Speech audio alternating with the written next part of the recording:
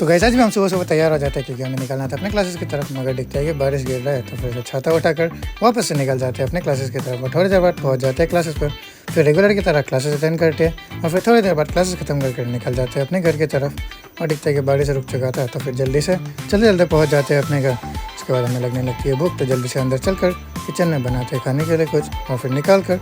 बैठ जाते हैं खाने के लिए और फिर जल्दी से करते हैं ब्रेकफास्ट और फिर थोड़ी देर बाद हम करने लगते हैं इंतज़ार। तो उतने में ही हो जाती है शाम, तो भाई के साथ निकल जाते हैं अपने मार्केट की तरफ क्योंकि हमें लेना था घर के लिए सामान। तो फिर जल्दी से पहुंच जाते हैं पास ही के मार्केट पर और वहां से लेते हैं घर के लिए वेजिटेबल्स थोड़ा और फिर भाई के साथ उसे उठाकर पहुंच जाते हैं पास ही के समोसे वाले दुकान पर, जहाँ से भाई के लिए लेते हैं समोसे